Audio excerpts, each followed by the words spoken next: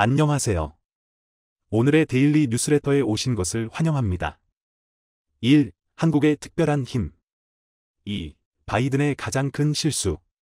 3. TSMC의 몰락. 한번 진실을 알아봅시다. 반도체 패권 경쟁이 날로 격화되고 있는 가운데 대한민국의 1, 2위 기업이 회심의 카드를 꺼내며 대반격을 예고했습니다.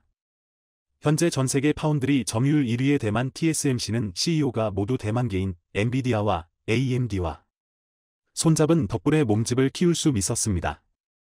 그리고 애플 물량까지 받아 안정적인 매출을 바탕으로 글로벌 파운드리 시장의 주도권을 칠 수 있었습니다. 기술도 기술이지만 이런 전략 덕분에 지금의 자리에 오를 수 있었다는 게 반도체 업계의 평가입니다. 그런데 삼성의 추격도 결코 만만치 않은 상황으로 최근 이재용 회장과 엔비디아 젠슨 황 CEO가 미국의 한 일식집에서 회동한 장면이 언론에 노출되며 TSMC에게 위기감을 안겨줬는데요. 최근 챗GPT 등 시반도체 수요가 증가하면서 반도체 업황 반등이 가시화되고 있다는 전망이 나옵니다. 실제로 얼마 지나지 않아 엔비디아가 차세대 고성능 GPU의 TSMC 대신 삼성의 3나노 파운드리를 활용할 거란 예측이 나오며 분위기가 달라졌음을 짐작케 했습니다. TSMC의 3나노 미세공정 반도체 생산 단가가 지나치게 높은 반면 성능 개선은 5나노보다 크지 않은데 삼성이 기술로 치고 올라가면서 최신 3나노 공정에서 삼성이 엔비디아 물량을 가져갈 수 있다는 얘기가 나오고 있습니다. 그런데 이번에 삼성이 현대차와 처음으로 손을 잡아 전 세계적으로 화제가 되고 있다고 하는데요. 국내 1, 2위가 드디어 손잡아 세계를 장악하기 위해 뭉쳤다고 하는데 이들의 회심의 전략이 무엇인지 자세히 알아보겠습니다. 최근 글로벌 반도체 업계에선 드디어 올 것이 왔다는 이야기가 확산되고 있다고 합니다. 다름 아닌 삼성과 현대차가 차량 반도체 분야에서 손을 잡기로 했다는 소식이 전해지면서 반도체 업계에 엄청난 긴장감이 휘몰아치고 있는 건데요. 가뜩이나 반도체 패권을 두고 각국이 치열하게 경쟁하고 있는 상황에서 글로벌 시장에서 독보적인 지위를 보유한 두 기업이 머리를 맞대자 두려움이 벌써 앞서고 있기 때문입니다. 반도체 업계에 따르면 최근 현대차가 첨단운전자 보조 시스템 어데스와 인포테인먼트를 구현하는 핵심 칩 설계와 생산을 삼성에 맡긴 것으로 확인됐습니다. 반면에 삼성은 현대차가 요구하는 사항을 받아 해당 칩을 설계하고 선단 공정에서 생산을 해주기로 했는데요. 해당 소식이 글로벌 반도체 업계를 발칵 뒤집어 놓은 이유는 현대차와 삼성이 반도체 위탁 설계와 파운드리 계약을 맺은 게 사상 처음이기 때문입니다. 글로벌 시장에서 이름을 날리고 있는 두 기업의 험업이 비교적 쉬울 수도 있었을 텐데 어려웠던 건 선대 층수 시절 삼성자동차로 불거졌던 견제가 있었기 때문입니다. 실제로 이런 이유로 국내 양대 그룹이 협업하리라곤 그 어느 누구도 쉽게 생각하지 못했을 겁니다. 하지만 이번에 국내 재계 맞수인 삼성과 현대차가 차량용 반도체를 매개로 손을 잡으면서 이들 관계가 전기차, 자율주행차 시대를 맞아 협력을 확대할지 관심이 집중되고 있습니다. 그동안 현대차는 미국 퀄컴, 엔비디아, 인텔 등으로부터 반도체를 공급받았었는데요. 차량용 반도체는 차량의 안전성과 직결되는 부품 특성 때문에 장기간 협력 관계를 유지해온 반도체 기업들이 독차지해왔던 게 사실입니다. 삼성의 메모리 반도체 칩도 현대차에 탑재하긴 했지만 주요 공급 업체는 아니었는데 감염병 사태 이후 현대차의 생각이 확 달라졌습니다. 국내에서 칩을 조달해야 할 필요성을 인식했기 때문입니다. 삼성의 경우 차량용 SoC 개발 이력이 적지 않은데 아우디 차량용 인포테인먼트용 SoC는 물론 테슬라가 처음으로 내재화한 오토파일럿용 SoC 역시 삼성이 설계와 양산을 성공적으로 해냈었습니다. 이에 따라 2020년 정의선 회장이 삼성 SDI 천안 사업장에 이재용 회장은 같은 해 7월 현대차 남양연구소에 방문하는 등 본격적인 교류를 시작했는데 이런 협력의 결과물이 이번 차량용 반도체로 귀결된 겁니다. 이런 흐름 속에 앞서 7일 삼성이 차량용 프리미엄 인포테인먼트용 프로세서인 엑시노스 오토 V920을 현대차에 공급하기로 했다고 밝힌 건 의미가 무척이나 깊은데요. 제품 공급과 관련해 특별한 발표가 없었던 다른 관계사 사례와 달리 이번에 삼성의 엑시노스 오도 V920 공급 소식은 공식 발표로 공개됐기 때문입니다. 그만큼 미래차를 겨냥한 삼성과 현대차의 협력 관계가 공식화되는 신호라는 해석입니다. 엑시노스 오토 V920은 삼성의 프리미엄 IVI용 프로세서로 기존 제품에 비해 CPU 성능이 1.7배 향상됐을 뿐 아니라 차세대 GPU를 탑재해 그래픽 처리 성능이 2배 빨리졌습니다. 이를 통해 운전자는 고사양의 게임을 비롯해 더욱 실감나는 그래픽 사용자 인터페이스를 경험할 수 있다고 합니다. 이 외에도 최신 연산 코어를 적용해 신경망 처리 장치 성능도 2.7배 강화됐는데 운전자의 음성을 인식하고 상태를 감지하는 모니터링은 물론 주변을 빠르게 파악해 안전한 주행 환경을 제공합니다. 이런 삼성의 엑시노스 오토 V920은 2025년쯤이면 현대차 고급형 차량에 탑재된 것으로 보이는데요. 이렇게 삼성과 현대차의 첫 협업이 성공적으로 마무리된다면 현대차는 점진적으로 외산 비중을 줄여나가 삼성의 물량으로 대체할 것으로 전망됩니다. 실제로 자동차 시장 방향이 전기차, 자율주행차 쪽으로 바뀌면서 이전보다 고성능 차량용 반도체에 대한 수요가 느는 만큼 삼성과 현대차가 상호보완적인 관계를 형성할 가능성이 높은데요. 게다가 현재 삼성은 LG와도 협력을 가속화하며 중국의 추격을 따돌리고 있는 상황입니다.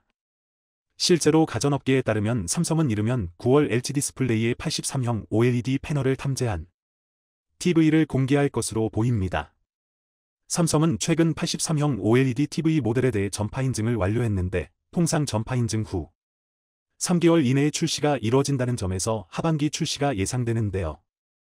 해당 제품은 삼성의 첫 83형대 OLED TV로 처음으로 삼성이 아닌 LG 디스플레이 화이트 올레드 패널을 탑재합니다.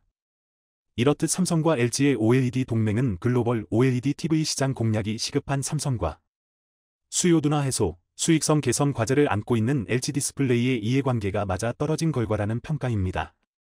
그런데 사실 삼성과 LG 디스플레이의 TV용 OLED 패널 협력은 전례 없는 일인데요.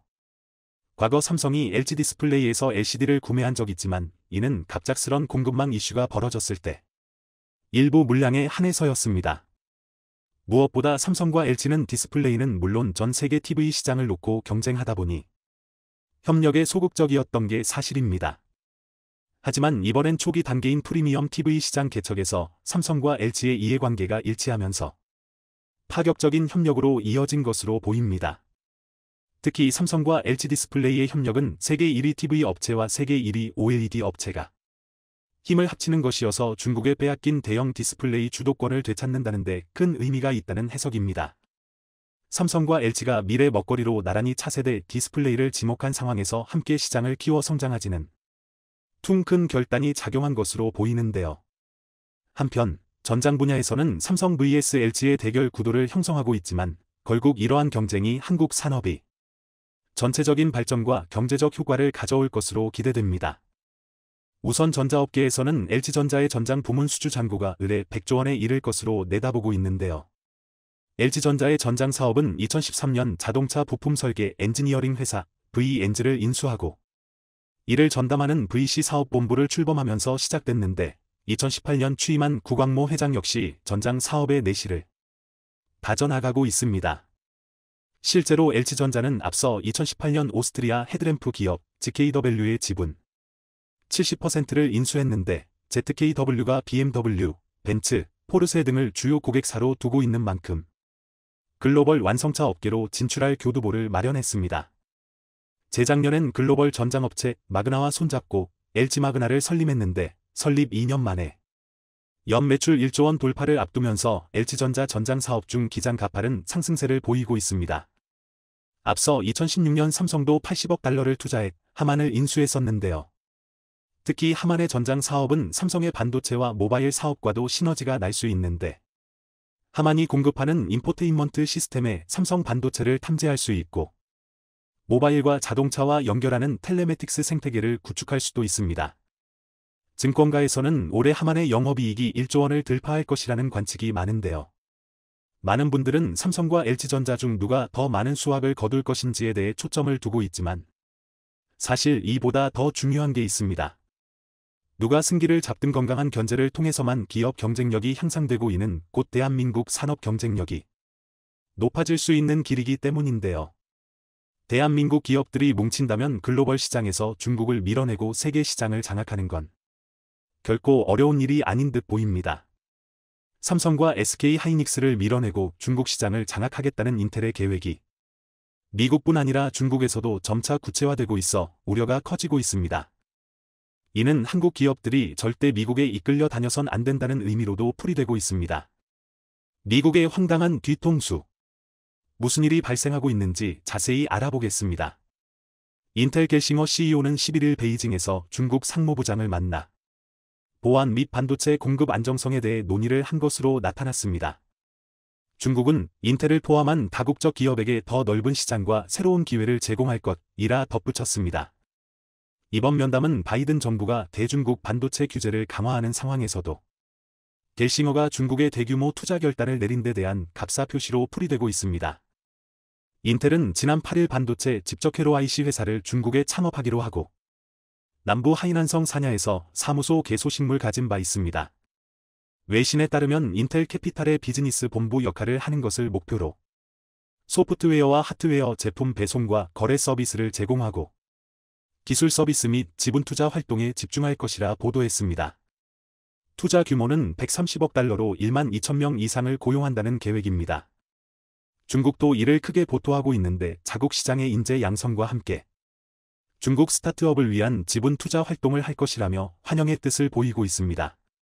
전문가들은 중국 정부가 외자 유치에 적극 나서고 있고 미국 기업들도 중국 시장에 대한 자신감을 갖고 있기 때문으로 분석했습니다. 인텔 차이나 회장 또한 2월 연설에서 중국 투자를 줄이지 않을 것이라 언급했죠. 기업 입장에선 14억 인구의 중국은 포기하기 어려운 시장입니다. 미국 반도체 기업 중 퀄컴의 중국 의존도는 64%로 가장 높고 브로드컴, 인텔, AMD, 엔비디아, 마이크론 등의 순으로 높게 나오고 있습니다. 전년도 인텔의 중국 매출은 171억 달러에 달해 27% 비중을 차지했습니다. 인텔은 첨단 반도체 설계 및 제조 분야 최강이지만 초미세 공정 등 일부 분야에서 TSMC와 삼성전자에게 선두를 빼앗겨 왔습니다. 이엔 영광을 되찾고자 중국 시장에 승부수를 던졌다는 평가입니다. 인텔의 최근 행동은 애플과 중국의 비밀협의 내용을 되풀이하는 것 아닌지 의심을 사고 있습니다. 애플의 중화권 매출은 전체의 70%에 달해 유독 중국의 약한 모습을 보였고 2016년에는 중국과 320조 원 규모의 비밀 계약을 체결하기도 했습니다. 중국 제조업체에 대한 기술 개발 지원과 부품을 더 많이 사용하는 조건으로 앱스토어 등에 대한 제재를 면제받도록 했던 것입니다. 그런데 최근에도 비슷한 상황이 벌어지고 있습니다. 중국은 인텔의 파운트리 ME에 제동을 걸면서 중국 투자를 압박하고 있습니다. 세계 8위 파운트리 업체 타워 세미컨덕터 인수가 지연되고 있는 것입니다. 인텔은 지난해 2월 60억 달러 규모의 인수를 발표했고 이 절차를 1년 안에 마무리할 계획이었습니다. 하지만 중국 당국은 인텔의 인수를 승인하지 않고 있는 상태입니다. 이에 인텔은 대규모 중국 투자와 함께 인재 육성 계획으로 딜을 하고 있다는 분석입니다. 황당한 것은 인텔이 중국 공장까지 떠넘기며 SK하이닉스를 위기에 빠뜨리고 자신들만 새로운 협의를 하며 기회를 찾고 있다는 점입니다. SK하이닉스는 지난 2021년 인텔 낸드 사업부 인수를 위한 8개국 승인을 모두 받는데 성공한 바 있습니다. 7개국 승인은 일찌감치 받았지만 중국은 그해 연말에야 허가를 했습니다. 그런데 SK하이닉스는 인텔 다롄 공장 인수로 외통수에 몰렸다는 평가가 나오고 있습니다. 2015년 인텔은 6조 원을 들이 중국 다롄 공장을 낸드 전용으로 전환했었고 그 후 2020년 매각을 추진한 바 있습니다. 이를 인수했던 곳은 SK하이닉스로 무려 90억 달러에 매입하기로 했습니다. 이는 삼성전자의 하만 인수 매입가였던 80억 달러보다도 많은 금액입니다. 하이닉스는 인텔 점유율 11%를 흡수해 총 23% 점유물로 일본 키옥시아를 뛰어넘어 단숨에 2위로 도약하려 했던 것입니다. 인수합병 승인 조건으로 제품 가격물 마음대로 인상할 수 없고 향후 5년간 생산량을 점진적으로 늘리는 등 이른바 6대 조건이 걸리기도 했습니다. 이렇게 겨우 승인을 받았는데 미국 정부가 갑자기 수출 통제 발표를 했던 것입니다. 미국의 반도체법으로 10년간 중국 시장에서 증산을 위한 최첨단 반도체 설비 반입 자체가 사실상 불가능해졌습니다.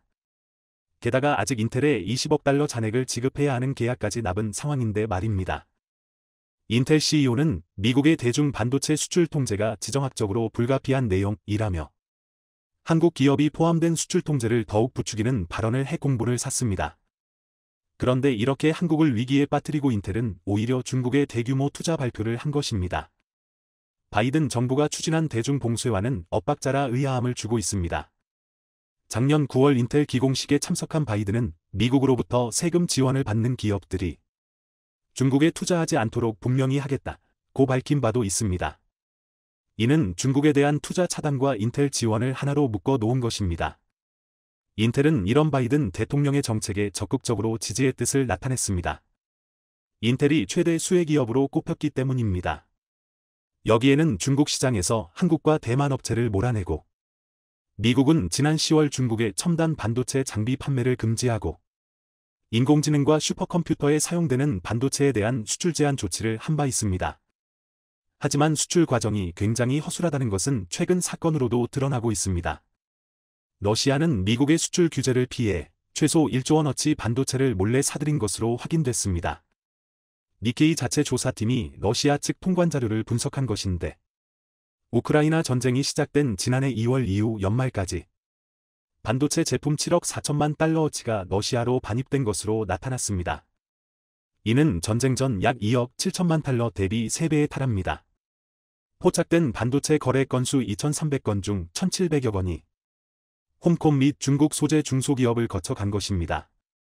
해당 중소기업 상당수는 우크라이나 전쟁 이후 설립됐으며, 특히 홍콩 업체는 개당 1만 달러에 달하는 인텔 반도체를 러시아로 수출하기도 했습니다. 러시아가 수입한 고성능 반도체는 미사일 등 방산무기에 쓰일 가능성이 높습니다. 인텔은 러시아로 반도체를 판매하지 않는다고 해명했지만, 우방국 부청도 서슴지 않던 미국이 자국 반도체가 러시아로 흘러 들어간 것을 몰랐을 리 없다는 의견이 많습니다. 미국 상무부도 러시아가 GCC 국제수출통제연합 비가입국을 통해 반도체를 사들였다는 것은 놀랍지 않다는 반응을 보이고 있습니다. 한국과 일본, 유럽연합 등이 가입돼 있습니다. 홍콩이 포함된 중국 지역은 미가입국 상태입니다. 그런데 러시아로 흘러 들어가기 이전에 중국 쪽으로도 대거 수출했다는 것인데, 미국이 중국의 반도체 생산 능력 향상을 견제하지만 중국으로 반도체를 수출하기 위해 안간힘을 쓰고 있다는 것을 알 수 있습니다. 다음 주에는 미국 상무부 관료들이 중국을 방문해 현지 기업인 등을 만나 양국 교역과 비즈니스 문제 등을 논의할 것으로 확인됐습니다. 이는 올해 추진 중인 러몬드 장관의 방중에 앞서 사전 의견 조율이라는 분석입니다. 러몬드 장관도 중국과 긴장이 고조되는 것을 원하지 않는다며 방문 의지를 보이고 있습니다. 이런 상황은 미국 정부의 명분과는 너무나 어긋납니다. 미국 정부는 반도체 생산 시설에 보조금을 주는 법을 시행하면서 중국 공장 투자를 제한하는 조건을 걸고 있습니다. 삼성전자와 SK하이닉스의 중국 공장에 대해서는 5% 미만의 생산량 확대 승인을 하며 발목을 잡고 있습니다. 사실상 현지 생산에 대한 이득을 모두 없애겠다는 뜻입니다. 중국 또한 삼성전자의 매출 급감을 미국의 칩스법 탓으로 주장하고 있습니다. 인텔은 미국 정부와 삼성의 발목을 잡고 투자를 본격화하고 있습니다. 인텔은 최근 ARM과 깜짝 파트너십을 선언했습니다. 양사의 기습적인 협업으로 향후 수년 내 애플과 퀄컴 등이 TSMC나 삼성전자 대신 인텔을 선택할 수 있다는 전망이 나오고 있습니다. 인텔의 1.8나노 공정에서 저전력 시스템 온칩을 구축할 수 있도록 ARM과 협업하는 계약입니다. 애플, 퀄컴과 같은 AP 설계 기업들은 ARM 디자인을 바탕으로 삼성전자, TSMC 등의 반도체 위탁 생산을 맡겨왔습니다. 그런데 최근 들어 칩의 성능 향상 포기 정체기에 접어들었다는 평을 듣고 있습니다. 5나노에서 3나노로 진입하기 위해 막대한 투자가 필요한 것에 비해 성능 향상 폭은 20% 수준에 불과하고 수율 또한 잡기가 힘든 상황입니다. 업계는 인텔과 ARM의 협력 수준이 구체적으로 진행되고 있다며 ASML의 차세대 극자외선 장비까지 도입해 파운드리 분야에서 주도권 탈환에 박차를 가하고 있다는 분석입니다. 인텔과 ARM은 자동차, 사물인터넷, 항공우주 분야로 협력을 확대한다는 방침입니다. ARM 회대 주주인 소프트뱅크도 조만간 해당 회사를 나스닥에 상장해 인텔과의 투자 자금을 마련할 것으로 보입니다. 인텔은 차세대 EUV 장비 도입 계약을 네덜란드와 먼저 맺었고 2025년이면 1.8나노를 구현하겠다는 계획을 세워왔습니다. 인텔을 키우겠다는 미국의 입김이 작용한 것입니다. 인텔은 미국 내 200억 달러 투자 계획을 밝혀왔는데 중장기적으로 미국 내 투자 규모는 1천억 달러에 이릅니다. 바이든 정부는 인텔이 자체적으로 기술과 양산 능력을 확보할 수 있게 TSMC와 삼성전자를 유치한 후 부품 및 공급망 확보를 노리고 있는 상황입니다. 게다가 이번에는 여기서 만든 제품을 중국에 판매하기 위한 투자까지 언급하고 있습니다. 2021년 인텔 CEO로 취임한 겔싱어는 수락유권으로 파운드리 재진출을 내세운 바 있습니다. 그는 과거 50년은 석유 매장지가 지정학적으로 중요했다면 미래 50년은 반도체 공장이 어느 지역에 있는지가 더 중요하다며 반도체 제조망 구축의 중요성을 강조하기도 했습니다. 그런데 그가 생각한 곳은 미국과 중국 모두가 포함되어 있는 것입니다. 현재 인텔의 파운드리 사업 규모는 연간 10억 달러로 전체 인텔 매출 중 1.4%에 불과하며 적자를 기록하고 있습니다. 하지만 중국에 만든 새로운 사무소를 거점으로 판매 확대를 노리고 있습니다. 중국 관영 글로벌 타임스는 테슬라와 인텔의 중국 투자를 집중 보도하고 있습니다. 인텔뿐만 아니라 미국 기업들이 적극적으로 중국 시장 공략에 나섰다는 것입니다. 테슬라 또한 상하이의 전기에너지 저장장치 메가팩 생산 계획을 밝힌 바 있습니다. 올해 3분기 공장을 착공해 내년 2분기 생산을 시작할 예정이라며 한 개당 4메가와트시 메가팩을 연간 1만 개씩 생산해 세계에 수출하겠다는 전략입니다. 메가팩은 태양광이나 풍력 에너지를 저장할 수 있는 에너지 저장장 장치 ESS를 말합니다. 상하이에는 테슬라의 주력 차종인 모델 3와 모델 Y를 생산하는 기가팩토리가 있습니다. 중국은 2022년 테슬라 전체 매출의 22%를 차지할 정도로 비중이 큰 곳입니다. 그런데 최근 불경기로 중국 내 입지가 위협받자 추가적인 투자까지 벌이고 있는 것입니다. 그리고 중국 CATL 기술을 도입해 미국 내 배터리 공장 건설까지 추진하고 있습니다. 결국 미국 정부는 자국 기업 이익을 위해서는 중국과의 협력도 눈감고 있는 것입니다. 한국은 미국과 중국 모두에서 균형 있는 외교로 실리를 찾아야 할 것입니다. 미국의 반도체 뒤통수에 엄청난 노림수가 드러나 대만이 큰 충격을 받고 있습니다. 이는 삼성과 SK가 기술력을 키우지 않는다면 한국 또한 같은 상황에 처할 수 있다는 우려로 이어지고 있습니다. 최근 삼성의 놀라운 결정도 이런 배경에 있다는 분석입니다. 대만을 분노하게 만든 미국의 황당한 전략. 무슨 일이 발생했는지 자세히 알아보겠습니다. 미국 전문가들은 중국이 2025년이나 2027년에 대만을 무력으로 지배하려는 시도를 본격화할 것이라 전망한 바 있습니다. 중국은 대만을 미수복 지역으로 보고 있어 언제든지 전쟁터가 될 수 있다는 것입니다. 중국 내에서는 자국에 절대 필요한 TSMC를 갖기 위해서라도 물력 통일에 나서야 한다는 주장이 나오고 있습니다. 최근에도 중국은 대만 쪽으로 군용기 28대와 군함 4척을 보내 무력 시위를 했습니다. 시진핑 또한 미국 보란 듯 대만 통일이 소원이라며 강철 만리장성을 쌓겠다고 언급했죠. 침공 시 대만 반도체 공장 점거가 최우선 과제가 될 것이란 분석입니다. 미 FBI 국장은 틱톡이 중국의 대만 침공 시 여론전 도구가 될 것이라 밝혔습니다. 중국 정부가 틱톡을 사용해 수백만 명의 데이터를 통제할 수 있고 침공할 경우엔 짧은 형식의 비디오로 여론을 형성할 수 있다는 것입니다. 이런 상황에 중국이 대만을 침공하면 미국이 TSMC를 파괴할 것이다 는 주장이 나와 주목을 받고 있습니다. 트럼프 행정부에서 국가안보보좌관을 지낸 로버트 오브라이언의 발언으로 최근 카타르에서 열린 글로벌 안보 포럼의 화상으로 참석해 중국이 대만을 침공하면 반도체 공장이 넘어가는 것을 막기 위해 미국이 이를 먼저 파괴할 것이라는 주장들 했습니다. 그리고 중국이 TSMC를 장악한다면 실리콘 칩의 새로운 석유 수출 국기 구오펙가 될 것이라며 시진핑 정부가 세계 경제를 통제할 수 있다는 우려를 나타낸 상황입니다. TSMC는 칩 제조 분야에서 전 세계 시장의 약 55%를 점유하고 있습니다. 이는 오펙의 석유 시장 점유율 40%보다도 훨씬 높은 수치입니다. 오브라이언 전 보좌관은 미국의 TSMC 파괴를 1940년 영국 해군이 프랑스 해군 함정을 공격한 캐터펄트 작전에 비유했습니다. 프랑스가 나치 독일에 항복한 상황에서 독일이 프랑스 함대를 확보해 영국 침공에 나설 것이란 우려로 선제적으로 이 함대를 공격한 사건입니다. 프랑스 해군 함대는 북아프리카 알제리 향구 근처에 정박해 있었는데 1300여 명의 프랑스군이 타고 있었습니다. 당시 영국 처칠 총리는 이를 두고 가장 잔인하고 고통스러운 결단이라고 표현했습니다. 전직 정부 고위 관료의 이러한 발언은 대만의 전략 자산을 유사한 시각으로 바라보고 파괴할 수 있다는 점을 암시하고 있습니다. 미국이 대만 반도체 공장을 파괴해야 한다는 주장은 이전에도 있었습니다.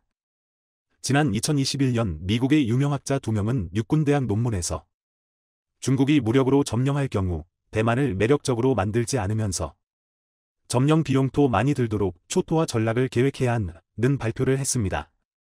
그들은 미국의 동맹국인 한국에 본사를 둔 삼성이 최첨단 반도체 생산을 위한 유일한 대안이라고 덧붙였습니다.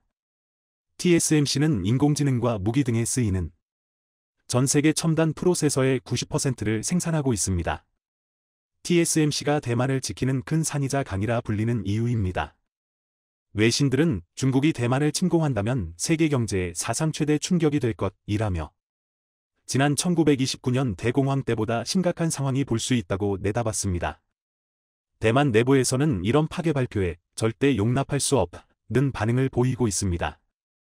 대만 국가안보국은 반도체 공장이 세계 공급망에 깊숙이 통합돼 있어 미국이 물리적으로 파괴하지 않더라도 생산물 중단시킬 수 있기에 유사시 반도체 공장을 파괴할 필요가 없다는 반박을 했습니다. 중국이 황금알을 낳는 암닭을 잡았더라도 황금알을 낳을 수 없는 설명입니다. 대만 해협은 우크라이나처럼 동아시아의 화약고로 여겨지고 있습니다. 미국은 러시아의 우크라이나 침공 이후 중국의 대만 침공을 가상한 대응 방안 연구에 박차를 가하고 있습니다. TSMC 등 대만의 첨단 반도체 산업에 초접을 맞추고 있는 상태입니다. 대만 언론은 대만이 최악의 상황이 되면 미국이 TSMC 엔지니어를 최우선으로 비행기에 태워 자국으로 탈출시키는 것을 고려하고 있다는 폭로를 했습니다. 대만에서 전쟁이 벌어진다고 해도 미국이 참전해야만 할 의무는 없습니다. 그러나 미국 바이든 정부가 군사적 지원을 제공하겠다는 이유도 당장 도와주지 않는다면 자국 산업에 막대한 피해가 가기 때문입니다. 미국은 아이폰부터 첨단 무기에 이르기까지 반도체의 70%가량을 대만에 의지하고 있습니다. TSMC는 차량용 반도체 또한 약 60% 이상들 만들고 있습니다. 반도체 시장 규모는 대략 6천억 달러 수준이지만 기타 기기에 파급되는 영향력까지 포함하면 천문학적 규모로 커질 수 있는 것입니다. 블룸버그는 TSMC가 전쟁으로 파괴되면 세계 경제에 1조 달러 가량의 타격이 돌 것이라 분석했습니다. 이는 전 세계 반도체 기업 연 매출의 약 2배 정도입니다. 장중모 TSMC 창업자는 TSMC에서 출발하는 실리콘 쉴드가 중국의 공격으로부터 대만을 보호할 수 있다고 언급하기도 했습니다. 14억 인구의 거대 중국을 상대로 2,300만 인구의 섬나라 대만이 일점불사 태세를 보일 수 있는 것은 반도체 덕이라는 주장입니다. 미국을 비롯한 서방 국가들이 TSMC가 중국의 손에 들어가지 않도록 끝까지 대만을 지킬 것이라는 믿음을 보인 것입니다. 1979년 미중 수교 이후 질골 중국과 대만 사이에서 줄타기 외교를 해왔던 미국의 태도가 변화된 것도 TSMC 때문이라는 설명입니다. 작년 8월 대만을 찾은 펠로시 하원의장이 가장 먼저 만난 이도 TSMC 회장이었죠.